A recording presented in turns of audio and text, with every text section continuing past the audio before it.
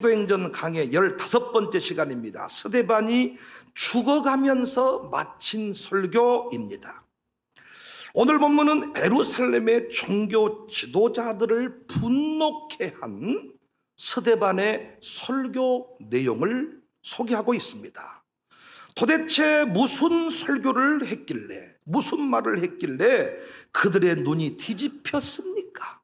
왜 이 스데반의 설교를 듣고 이 복음 증거의 내용을 듣고 마음에 찔려서 이를 갈았다고 했습니다. 왜 이를 갈았습니까?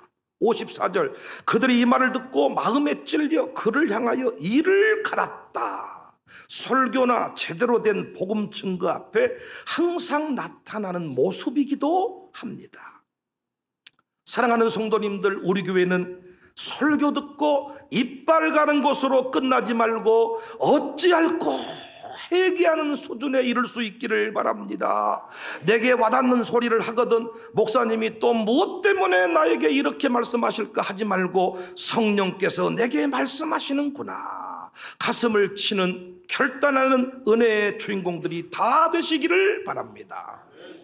여하튼 오순절에 성령이 임하셨을 때 가장 문제가 되는 것이 성전이었습니다.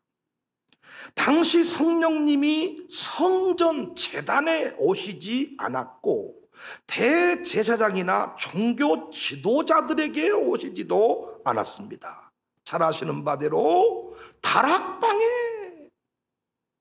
성전 제단에 성령이 임하신 게 아니고 다락방에, 대제사장에게 임하신 게 아니고 초라한 남종과 여종에게 성령이 오셨습니다.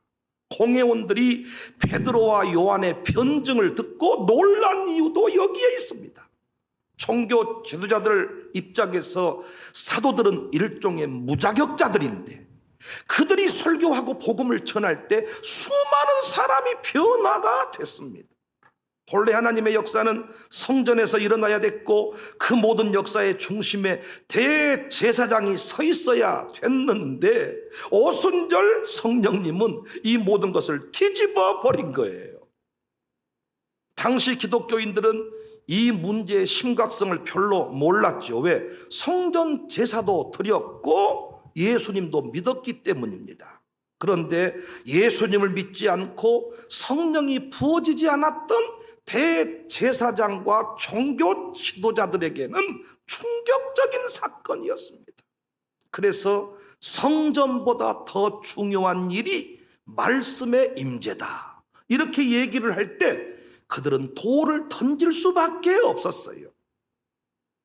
스데반이 무엇을 전했냐? 스데반이 무슨 설교를 했냐?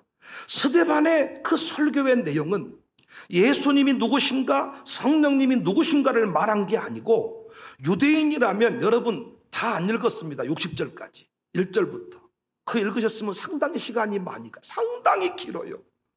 그 안에 예수님이 누구신가, 성령님이 누구신가를 말한 게 아니고 유대인이라면 누구나 알 수 있는 이야기들로 가득합니다.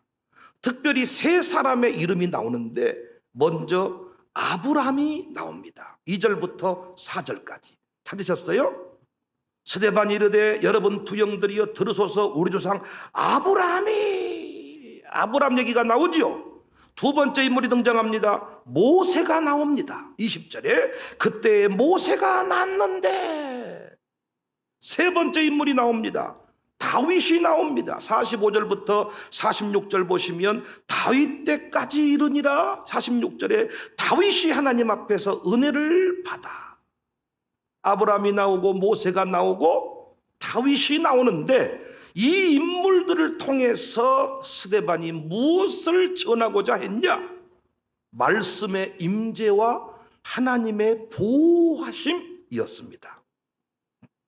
성전 안에서만 말씀의 임재와 하나님의 보호의 역사가 일어난 게 아니라는 거예요. 일단 아브라함에게 나타나신 곳이, 하나님께서 말씀하신 곳이 성전이었습니까? 메소포타미아였습니까? 그 얘기를 하고 있는 2절. 우리 조상 아브라함이 하란에 있기 전에 메소포타미아에 있을 때에 영광의 하나님이 그에게 보여. 성전에만 하나님 영광이 있는 게 아니고 메소포타미아에도 하나님의 영광이 있었다는 거예요. 그런데 그 영광이 거기에 머물지 않았습니다. 애굽 땅에도 함께 있습니다. 10절, 그 모든 환난에서 건져내사 애굽 왕 바로 앞에서 은총과 지혜를 주셨다. 바로가 그를 애굽과 자기 온 집의 통치자로 세웠다. 17절, 하나님이 아브라함에게 약속하신 때가 가까움에 이스라엘 백성이 애굽에서 번성했다. 성전 안에서만 보호하신 게 아니고 애굽 땅에서도 보호했다는 거예요. 설교 내용 이해가 되십니까? 모세의 이야기 가운데서도 동일한 메시지가 들어있습니다. 모세에게 말씀하신 것도 성전이 아니라 어디였습니까? 광야였습니다. 광야. 30절 예를 보시면 40년이 참에 천사가 시내산 광야, 가시나무 떨기 풀꽃 가운데서 그에게 보이거늘 모세가 그 광경을 보고 놀랍게 여기 알아보려 가까이 가니 주의 목소리가 있었다. 말씀의 임재. 33절에 주께서 이르시되 내 발에 신을 벗으라. 내가 서 있는 곳은 거룩한 땅이다. 36절에 광야에서 홍해에서 애굽에서 40년간 기사와 표적을 행하셨다. 하나님의 역사는 성전 안에만 머물러 있는 게 아니고 애굽에서 광야에서 홍해에서 함께 하셨다. 하나님의 역사는 제한이 없다는 것을 강조하고 있습니다. 스데반의 설교 내용이에요. 아울러서 솔로몬의 성전의 한계도 분명히 지적을 했습니다. 47절 이하를 보시면 솔로몬이 그를 위하여 집을 지었느니라. 그러나 지극히 높으신 이는 손으로 지은 곳에 계시지 아니하나니 선지자가 말한 바 주께서 이르시되 하늘은 나의 보좌요 땅은 나의 발등상이니 너희가 나를 위하여 무슨 집을 짓겠으며 나의 안식할 처소가 어디냐. 50절, 이 모든 것이 다 내 손으로 지은 것이 아니냐. 하늘은 나의 보좌요 땅은 나의 발등상이다. 어디든지 주님과 교제할 수 있고 주님의 음성을 들을 수 있다는 것입니다. 할렐루야. 정말 중요한 것입니다. 정말 중요한 메시지를 스데반이 던졌습니다. 주님의 음성을 듣는 것이 중요하다. 말씀의 임재는 어디든지 임한다는 거예요. 말씀의 임재. 왜? 이 말씀의 임재가 없이는 아버지의 뜻을 따라 살 수가 없어요. 그런데 놀랍게 당시 종교 지도자들과 이 시대의 많은 그리스도인들은 하나님의 말씀에 관심이 없습니다. 그들은 당시 종교 지도자는 어디에 관심이 있었어요? 오직 성전입니다. 눈에 보이는 성전에, 그 안에서 짐승으로 드리는 제사에 관심이 있었어요. 제사가 왜 중요합니까? 제사가 중요한 이유는 성전이 왜 필요합니까? 성전과 제사의 본 기능은 임재잖아요. 임재이고 하나님의 통치 아래 들어간다는 것이잖아요. 하나님의 통치 아래 들어간다는 것이잖아요. 그런데 당시 종교 지도자들은 성전 안에 서 있었고 성전했지만은 하나님의 통치는 거부했다는 거예요. 왜? 자신들이 왕이고 주인이었기 때문입니다. 그래서 스데반이 지적을 합니다. 51절 이하, 목이 곧고 마음과 귀에 할례를 받지 못한 사람들아, 너희도 너희 조상과 같이 항상 성령을 거스르는도다. 너희 조상들이 선지자들 중에 누구를 박해하지 아니하였느냐? 의인이 오시리라 애고한 자들을 그들이 죽였고 이제 너희는 그 의인을 잡아준 자요 살인한 자가 되나니 너희는 천사가 전한 율법을 받고도 지키지 아니하였도다. 말씀 없는 성전, 말씀을 듣지 않는 종교 지도자들의 실체를 적나라하게 스데반이 드러냈습니다. 성전 안에 있지만은 말씀의 임재가 무엇인지 모르는 그들을 향해서 스데반은 설교했습니다. 종교 지도자들이 가슴을 치고 성령의 역사 앞에 굴복당한 게 아니고 돌을 들고 달려들었습니다. 그리고 스데반을 처형했습니다. 항상 이런 식입니다. 말씀 앞에서 자신을 쳐서 복종시키는 게 아니고 설교자를 죽여버려요. 또 패시네, 또 때리시네, 또 무엇이 불편해서 저런 말씀을 하실까? 우리 교회 이런 어리석은 자들이 없기를 바랍니다. 오늘 또 이 예배당이 필요한 것은, 이렇게 구별된 예배 시간이 필요한 것은 말씀을 통해 선포되어지는 하나님의 뜻을 발견하기 위함입니다. 목사나 성도나 누구든지 선포되는 말씀 앞에 다 아멘하고 굴복해야 되는 줄로 믿습니다. 그런데 당시 종교 지도자들은 말씀 앞에 굴복을 당하지 않았다. 여기까지가 스데반이 맨정신에 살아서 하는 설교입니다. 근데 설교가 여기서 끝난 게 아닙니다. 오늘 말씀 제목이 스데반이 죽어가면서 마친 설교, 말씀의 임재에 관해서 설교를 했습니다. 편의상 제가 스데반이 죽어가면서 한 설교를 첫째, 둘째로 이름을 붙였지만은 사실은 말씀의 임재 사건이 첫째입니다. 그런데 죽어가면서 한 설교에 초점을 두고 싶어서 다시 첫째, 둘째를 말씀드리는 거예요. 스데반의 설교가 말씀의 임재, 말씀 앞에 우리가 굴복당해야 된다. 하나님의 보호하심은 교회 안에서만 일어나는 게 아니고 내 삶의 모든 여정 가운데 일어난다. 이게 스데반이 한 첫 번째 설교예요. 그런데 돌 맞아가면서 피를 흘리게 되었습니다. 그래서 맨정신에 정상적으로 설교를 못했습니다. 죽어가면서 피 흘리면서 마저 한 설교가 있는데, 그 첫 번째 내용이 인자가 하나님 우편에 서신 것을 보노라. 이걸 마지막 죽어가면서 외친 메시지예요.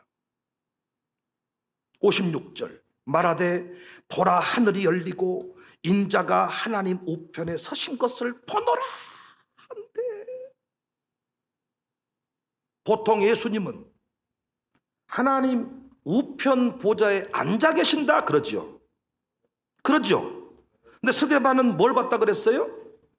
우편에 서신 것을 본다. 서신 것을 보았다. 우편에 서신 예수님. 어떤 예수님이시냐? 스데반을 응원하시는 예수님이십니다. 운동 경기를 관람하다가 경기가 박빙의 승부로 치달아 승부처가 되면 앉아있다가 벌떡 일어나지 않습니까? 오늘 우편에 서 계신 예수님의 모습이 이와 같다는 거예요. 최후 결전의 순간에 우리 예수님이 일어나셨어. 이 모든 상황을 지켜보셨고 스데반을 응원하셨다는 것입니다. 응원하고 계시는 예수님을 스데반이 보았어. 마지막 그가 죽어가면서 외친 메시지가 우편에 서신 예수님. 스데반이 끝까지 외친 복음은, 외친 설교는 예수님인 줄로 믿습니다. 예수님, 여전히 짐승의 피에 머물러 있던 그들에게 스데반은 피 묻은 십자가의 복음을 전했습니다. 사랑하는 성도님들, 우리 예수님은 고통의 순간에도 함께 하시는 분임을 믿으시기를 바랍니다. 성전에만 계시는 분이 아니고 내가 피 흘리는 자리에도, 눈물 흘리는 자리에도 함께 하시는 분임을 여러분 믿으시기를 바랍니다. 악인들의 불의를 달아보시는 분이시다. 심판의 때에 다 갚아주시는 분이다. 우편에 서신다, 우편에 앉아 계신다는 말은 하나님의 모든 권세가 예수님에게 위임됐다는 것입니다. 그래서 계시록에서 이 보좌의 모습을 통해서 심판하실 예수님을 강조하는 것입니다. 계시록에서 강조하는 게 뭡니까? 공의의 심판입니다. 바울도 공의의 심판자 예수님을 굳건히 믿었습니다. 그래서 감옥에서 바울이 디모데후 4장 8절에 다음과 같이 외칩니다. 이제후로는 나를 위하여 의의 면류관이 예비되었다. 우리 예수님을 뭐라고 말해요? 주 곧 의로우신 재판장이라는 거예요. 비록 내가 재판받고 감옥에 갇혀 있지만은 이 재판 하나님 보시기에 공의로운 재판이 아니야. 의의 재판장은 내게 뭘 주신다? 상을 주신다는 거예요. 상을 주신다는 거예요. 스데반이 죽어가면서 외친 메시지입니다. 우리 예수님이 구원자시다. 우리 예수님이 심판자이시다. 우리 예수님이 위로자가 되신다. 부디 우편에 서 계시는 예수님을 믿으시기를 바랍니다. 광주 청사교회가 이렇게 오늘 또 예배할 때, 코로나 시국에 예배할 때 하나님이 우편 보좌에 서신 줄로 믿습니다. 서신 줄로 믿습니다. 두려워 떠는 자들 안타까워하실 겁니다. 나는 청사교회 집사입니다. 목사입니다. 당당히 외치며 나아갈 때 여러분이 신자로서 고통당하는 그 현실 가운데 우리 예수님은 우편에 서 계시는 분임을, 이 장면이 기가 막혀버리는 거예요. 끝까지 우리는 예수님을 믿어야 돼요. 예수님을 의지해야 돼요. 우리의 영혼도 누구에게 의탁을 해야 되냐? 예수님께 의탁을 해야 돼요. 59절 그들이 돌로 스데반을 치니 스데반이 부러지져 이르되 주 예수여 내 영혼을 받으시옵소서. 받으시옵소서. 스데반이 죽어가면서 끝까지 마무리한 설교는 예수님이 구원자, 예수님이 치료자, 예수님이 전능자, 예수님이 심판자, 예수님에 관하여 설교한 줄로 믿습니다. 예수님 붙들고 우리 끝내 승리합시다. 가장 큰 복은 예수님 믿는 복입니다. 예수님 믿는 복. 예수 안에 있는 우리 한량없이 즐겁고, 예수의 이름은 천국의 소망이요 예수의 이름은 영광의 이름이다. 우리 날마다 노래하지 않습니까? 예수님, 예수님, 예수님, 예수님. 스데반은 그 예수님을 바랐고 예수님을 설교했습니다. 끝까지 우리 교회 예수님, 예수님, 예수님 붙들고 승리할 수 있기를 바랍니다. 두 번째, 스데반이 죽어가면서 마친 설교입니다. 스데반의 전체 설교 내용으로 치면 세 번째, 돌을 맞으면서 하는 설교로 치면 두 번째 내용입니다. 주여 이 죄를 그들에게 돌리지 마옵소서. 60절 무릎을 꿇고 크게 불러 이르되 주여 이 죄를 그들에게 돌리지 마옵소서. 이 말을 하고 자니라. 혹자들은 이 부분이 스데반의 기도다 이렇게 봐야 되는 거 아니냐. 저는 그렇게 보지 않습니다. 대제사장과 돌 던지는 자들 앞에서 온몸으로 외치는 저는 마지막 설교라고 생각해요. 우리가 임종을 할 때 그 마지막 순간에도 메시지를 남기는 사람이 있듯이 스데반은 온몸으로 피를 흘리면서 돌을 맞으면서 하는 말이 주여 이 죄를 그들에게 돌리지 마옵소서. 이 말을 하고 잤다. 무지한 영혼들의 구원을 위해서 간절히 기도했습니다. 당시 종교 지도자들의 죄, 구원의 주님을 믿지 아니했어요. 그분의 은혜를 거절했어요. 스데반은 그 죄를 그들에게 돌리지 말라고 기도했어요. 마지막 설교한 내용이 뭡니까? 너희들 예수님 이름으로 제사함 받고 구원의 주인공이 돼야 된다는 것을 지금 외치고 있습니다. 이 기도의 내용이 뭐냐? 이 설교의 내용이 하나님 이 어리석은 상태에 계속 머물러 있지 않기를 원합니다. 깨닫고 돌이키기를 원합니다. 여러분과 제가 예수 이름을 증언할 때, 증거할 때 수많은 사람이 깨닫고 돌아올 줄로 믿습니다. 배를 흘리면서도 우리가 외쳐야 될 메시지는 예수님 안에 구원이 있고 예수님 안에 죄사함이 있고 예수님 안에 행복이 있다. 이것이 행복이라고. 오늘 스데반이 마지막 죽어가면서 외친 메시지가 주여 저들의 죄를 저들에게 돌리지 마옵소서. 그 말은 하나님 깨닫지 못해서 그렇습니다. 어리석은 인생들아 깨닫고 예수님 믿어라. 나와 같이 죽음의 순간에도 행복할 수 있는, 평안할 수 있는 그 예수님을 믿어라. 우리 교회 성도들 중에서 이 행복을 깨닫고 나 혼자 이 행복 누릴 수가 없다고 자기 조카를, 자기 형님을, 자기 누님을, 자기 가족을 청사교로 인도한 참 착한 주의 백성들이 있습니다. 이런 집사들 때문에 청사교회는 오늘 또 부흥하고 있습니다. 스데반이 죽어가면서 외친 마지막 설교, 이제는 우리가 온몸으로 해야 될 때가 아닌가. 여기 있는 목사가 여러분 앞에 외친 메시지는 예수님 안에 참된 행복이 있습니다. 어리석은 인생들아, 다 버리고 돌이켜서 예수 안에서 참된 행복을 살아갑시다. 그 참된 주인공들이 청사교회 안에 이렇게 많이 세워져 있습니다. 여러분의 이름들을 온 천하에 소개할 수 있도록 우리 모두가 살아갔으면 좋겠습니다. 사도행전 강해 재밌습니까? 재미없습니까? 그런데 저랑 사는 어떤 여자는 어젯밤에 잠자려고 눕는데 사도행전 재미 하나도 없어. 자기 전에 처리하려다가 오늘 주일이어서 참았습니다.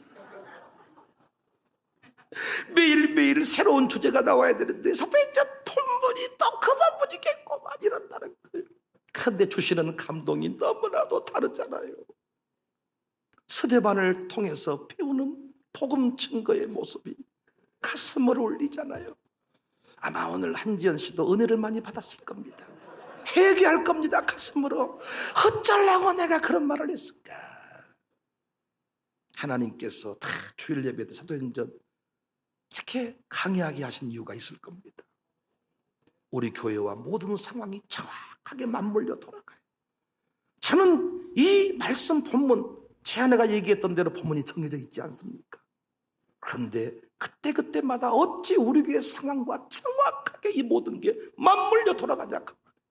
성령이 하시는 말씀 가슴에 새기시고 우리 3차 전도 부흥회 때도 위대한 주수꾼 되시기를 바랍니다. 삶으로 전도하는 설교하는 우리 모두가 다 됩시다. 내가 누르지 않은 나의 상처 불쌍하게 여기사 위로하여 기쁘신 나의 조언, 내가 의지하는 예수 나의 사모함, 나의 기도를 응답하여 주시니 기쁘신 나의 조언, 주의 손을 의지하고 살때 나를 해할 자가 없고 주 나의 마음을 크게 비워 기쁘신 나의 조언, 내가 의지하는 게 나의 사모하는 나의 기도를 응답하여 주시니 기쁘신 나의 조치, 내가 요단강 건너가 이런 맘이 두려웠을 때도 주가 기도하시니 언제 두려워 기쁘신 나의 조치,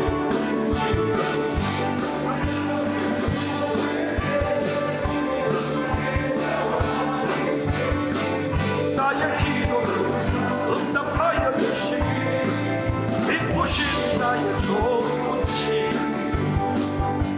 천국